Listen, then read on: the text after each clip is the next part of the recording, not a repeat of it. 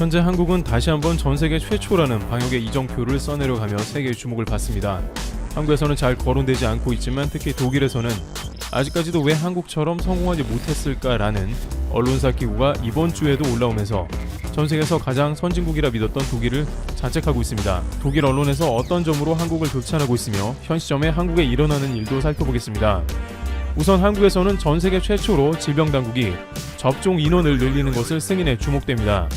최근 한국은 최소 잔여형 주사기 LDS를 활용해서 화이자 백신 접종 인원을 한 병당 6명에서 7명으로 늘리는 것을 질병관리청이 공식 허용했습니다.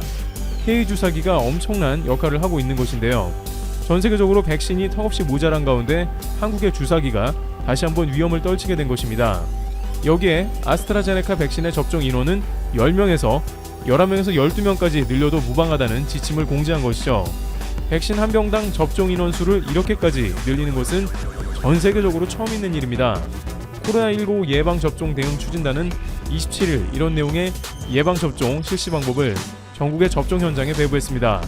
추진단은 공문에서 최소 잔여형 멸균 주사기 사용 시 1바이알당 접종 권고 인원수에 대한 접종 이후 잔여량이 남게 되면 폐기량 감소를 위해 잔여량으로 추가 접종이 가능하다고 설명했습니다. 최소 잔여형 주사기란 버려지는 백신을 최소화하기 위해 피스톤과 바늘 사이에 공간이 거의 없도록 제작된 특수 주사기로 전 세계가 주목했습니다. 국내 제조사인 두원 메디텍과 신한양행이 질병청에 납품했고 풍림 파마텍은 미국 수출을 앞두고 우리 정부에 주사기를 기부했습니다. 정부 관계자는 특수 주사기를 쓰면 잔량을 추가로 써도 된다고 허용했다면서 아스트라제네카는 한 병당 10명을 맞을 수 있는데 잔량에 따라 11명에서 12명까지도 가능할 수 있다며 그야말로 무에서 유를 창조해내고 있는 모습입니다. 심지어 접종이 시작된 일부 보건소에서는 한 병당 최대 13명까지도 접종이 가능하다고 전해왔습니다. 10명인데 13명이라는 것은 30%가 증가된 것으로 실제 백신 지원이나 공급이 부족한 상황이 발생 시 얼마나 요긴하게 쓰일지 알 수 없는 것입니다. 의료 현장에서는 이것이 모두 LDS 덕분이라면서 전세계 유일하게 백신을 낭비하지 않을 뿐만 아니라 오히려 더 많은 양을 접종시키는 나라가 됐습니다. 일본에서는 한국 보고 백신도 없으면서 주사기만 있으면 뭐하냐는 비판을 가하고 있습니다만 막상 일본도 백신 수입이 연기되어 물량이 확보가 되지 않고 있으며 백신을 다양하게 생산하는 한국이야말로 오히려 빠른 백신 공급과 주사기로 안정적인 접종이 되는 것이죠. 실제 방역당국은 초도 물량 67만 개의 모두 LSD 주사기가 투입된다면서 엄청난 속도전을 보여주고 있습니다. 이대로라면 일주일만 지나도 일본의 접종 속도보다 10배는 빠르게 된다는 계산이 나오게 됩니다. 이처럼 작년부터 이어진 전 세계에서 유독 두드러지는 한국의 행보는 최신 백신이 공급되면서 다시 한번 실력을 제대로 드러내고 있는데 특히 독일에서는 이러한 한국의 K방역 제품을 늘리고 있습니다. 지난해 코로나19로 인해서 수입품이 10%로 감소했지만 한국으로부터의 수입은 10% 늘었습니다. 대부분 수혜를 본 종목은 반도체를 비롯한 재택근무 관련 물품이거나 방역용품인 것으로 보입니다. 그런데 이렇게 독일은 한국산 제품 수입을 늘리면서도 한국을 또다시 깊숙하게 파고들고 있다는 소식입니다. 그들은 또 대한민국의 방역을 되짚어보고 있습니다. 지금까지 유럽에서 방역을 가장 잘하고 있다지만 실제 한국과 독일의 확진자 숫자는 비교할 수 없을 정도로 한국이 압도적으로 낮은 상황입니다. 한국에서는 잘 모르지만 독일을 비롯해 유럽은 한국보다 훨씬 봉쇄 조치를 심하게 들어갔습니다. 그들은 제대로 된 방역을 못한 대가로 대부분의 시민들이 크리스마스 같은 유럽의 큰 행사를 생략했고 집에 갇혀 있어야 하는 상황이었습니다. 다행히 최근 유럽에 백신이 보급되기 시작하고 나서야 국가별로 봉쇄 단계를 완화하자는 이야기가 나오면서 독일 정부는 코로나19 검사를 확대하겠다고 밝힙니다. 이와 관련 독일에서는 초창기부터 대대적인 코로나19 검사를 바탕으로 확진자를 추적해온 한국의 코로나19 검사 전략과 비교해 1년 이상 지나고 나서야 검사 전략을 세우고 대대적인 검사에 나서는 독일 정부의 실책에 대한 비판이 제기되고 있습니다. 독일 최대 규모 일간지 중 하나인 데벨트는 최근 한국의 성공, 독일의 패배라는 제목하에 독일의 코로나19 검사 전략을 비판했습니다. 독일 데벨트는 한국은 코로나19 첫 환자가 발생해 지난해 1월 20일 이후 2주 만에 코로나 진단키트를 긴급 승인했고 전국에 600개 진료소를 만들어 하루에 15,000명씩 무료로 검사했다고 밝힙니다. 이후 한 달 반 만인 3월 16일까지 25만 명을 검사했고 모든 확진자를 추적해 코로나19의 확산을 막았다고 디벨트는 설명했습니다. 한국과 비슷하게 1월 27일 첫 코로나19 환자가 발생한 독일은 같은 3월 중순 코로나19 확산을 통제하지 못하고 1차 전면 봉쇄에 들어가야 했다는 것입니다.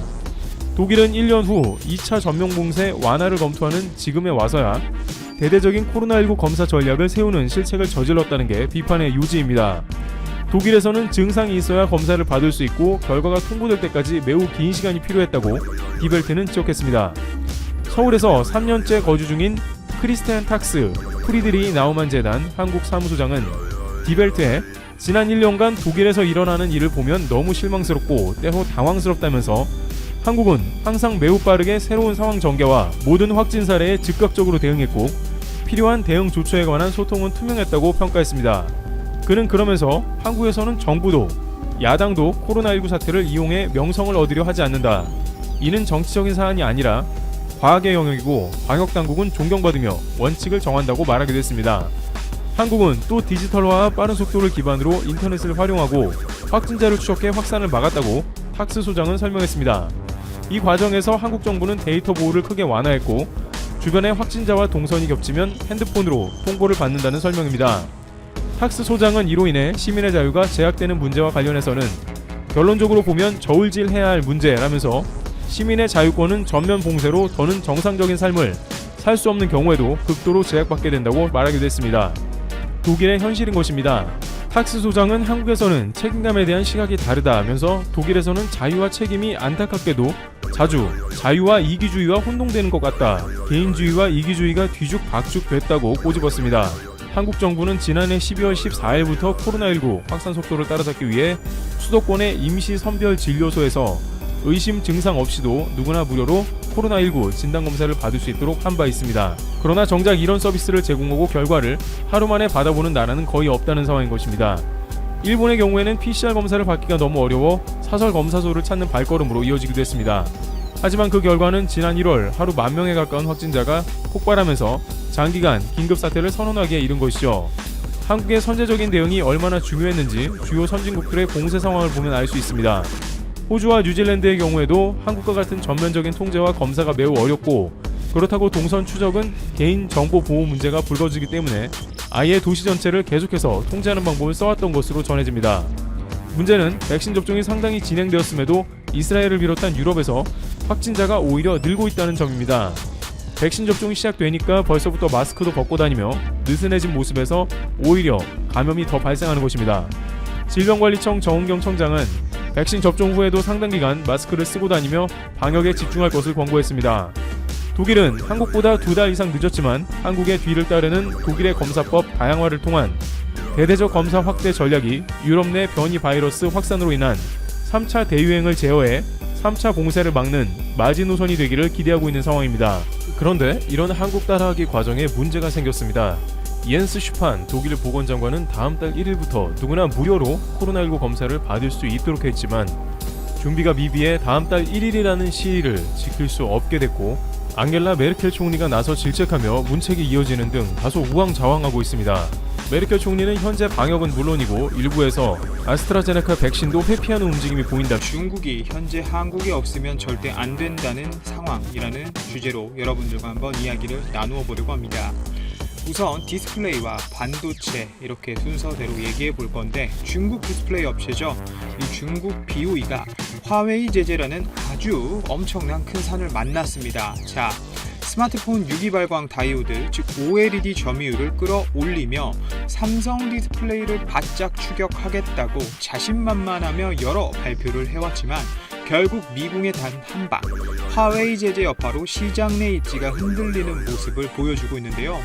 BOE는 최근 중국 스촨성에서 열린 차세대 디스플레이 컨퍼런스 행사에서 오는 2024년까지 플렉시블 OLED 시장 점유율을 40% 수준까지 확대하겠다는 계획을 밝혔습니다. 플렉시블 OLED는 스마트폰에 쓰이는 중소형 OLED죠. 특히 3년에서 5년 내 이 BOE, 스촨 그리고 충칭의 플렉시블 OLED 출하량이 전 세계 3분의 1, 많게는 절반 이상이 될 것으로 예상하고 있고 이 발표에 따르면 결국 삼성 디스플레이를 뛰어넘어서 1위 자리까지 넘보는 수준의 야망을 발표한 것인데요. 실제 2분기 플렉시블 OLED 시장에서 BOE는 24.4%의 점유율로 삼성 디스플레이 63.2%와의 격차를 좁혀 오고는 있습니다.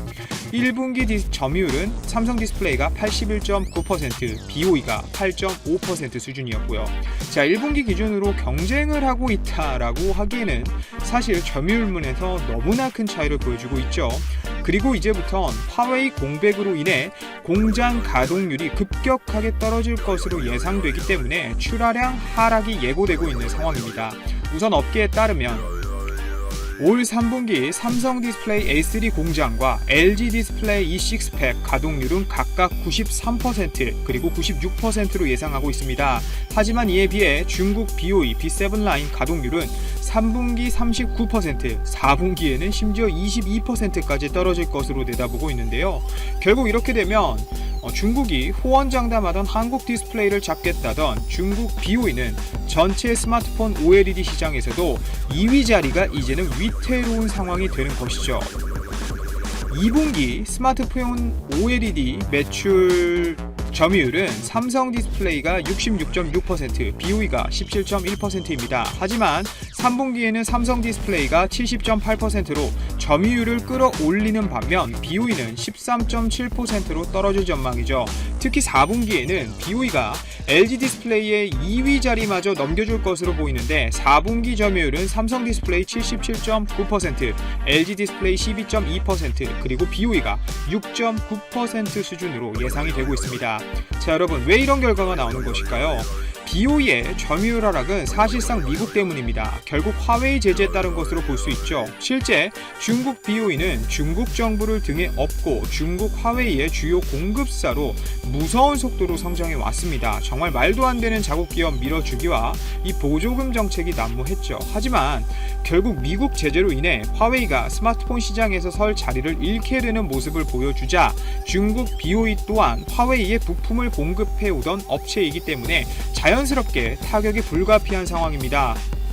제가 한번 말씀드린 적이 있습니다. 이번 연도는 오히려 양반이고 내년에는 이 중국 화웨이에게 있어서 최악의 해가 될 것이라고 말이죠. 화웨이의 스마트폰 시장 점유율은 현재 15.1%에서 내년에는 4.3%까지 떨어질 것으로 전망되고 있고, 이 화웨이의 스마트폰 사업이 사실상 중단될 위기에 처한 상황이기 때문에 사실상 OLED 패널 같은 경우는 뭐 거의 말 다한 상황이죠. 밥 떠먹여주던 중국 정부도 더 이상 미국 제재 때문에 어떻게 손 쓸 수 있는 방안이 없는 분위기입니다. 제가 뭐 응원하고 그런 게 아니라 얼마나 답답하면 화웨이도 두 손 두 발 다 들고 뭐 존폐 위기에 있다. 화웨이의 생존 자체가 목적이다. 미국 정부가 이 중국 규제에 대해서 허락을 좀 해줬으면 좋겠다. 이런 말을 직접 할 정도로 어려운 상황이란 것이죠. 저런 시장 분석 자체가 전혀 틀린 얘기가 아니고 맞아 들어갈 가능성이 굉장히 높다는 얘기입니다. 자연스럽게 BOE도 뭐 어려운 상황이 오겠죠. 그래서 BOE가 원하는 방향이 하나 있습니다. 바로 BOE는 애플 납품에 현재 총력을 다하는 분위기인데요. 우선 주요 스마트폰 제조사인 애플을 잡을 경우 화웨이의 공백을 어느 정도 채울 수 있기 때문입니다. 자, 애플 같은 경우는 그동안 삼성 디스플레이에 OLED 패널을 공급받아 왔는데 올해 신제품은 라인업을 확대함에 따라서 공급망을 다변화하고 있는 모양새를 보여주고 있습니다. 뭐 원가 절감하려는 게 좀 보이죠. 딱 봐도. 그리고 우리나라 LG 디스플레이가 또 패널 공급을 하기 시작했죠. 자, 아이폰 12 패널은 삼성 디스플레이와 LG 디스플레이가 함께 공급하고 있는데 BOE는 생산 수율과 품질 문제 때문에 결국 애플 패널 공급사로 선정되지 못하였습니다. 자, 우선 BOE가 애플 OLED 패널 승인 자체에 더욱 박차를 가하고는 있으나 아이폰 12 시리즈에서 사실상 불가능할 것 같고, 뭐 아이폰 13 시리즈에 뭐 들어가더라도 리퍼 패널로 들어갈 확률이 크다고 하네요. 특히 애플뿐만 아니라 이 우리나라 삼성전자의 패널을 납품하려다가 실패한 이력 또한 있기 때문에 뭐 BOE가 뭐 납품하고 싶다, 원한다고 해서 고객사를 확보할 수 있는 수준의 실력은 갖고 있지 않는 것이라고 생각이 됩니다. 삼성전자가 왜 BOE의 패널을 거부했을까요, 여러분? 그거 가져와서 스마트폰 넣어서 팔아봐야 뭐 AS에 골치 아파질 일이 더 많아지기 때문이죠. 그만큼 품질 자체가 매우 좋지 않다는 이야기입니다. 현재 BOE가 시장 확대를 위해서는 애플뿐만 아니라 우리나라 업체들에게도 디스플레이를 납품해야 하기 때문에 중국 입장에서는 현재 우리나라가 절대적으로 필요한 상황입니다.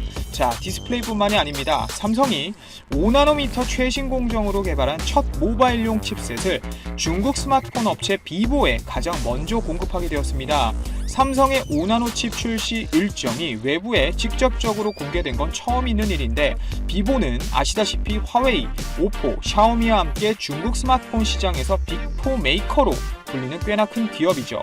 우선 발표에 따르면 삼성전자는 5나노 공정으로 개발한 엑시노스 1080을 내년 발매된 비보의 5G 스마트폰 X60에 납품하기로 했다는 발표가 났습니다. 특히 중국이 미국과 관계가 좋지 않은 상황에서 또 화웨이의 기린 시리즈까지 막힌 상황이기 때문에 중국 본인들 자존심상 퀄컴 걸 쓰기에는 도저히 받아들일 수가 없었을 겁니다. 그렇다고 애플의 AP를 쓸 수도 없는 상황이죠.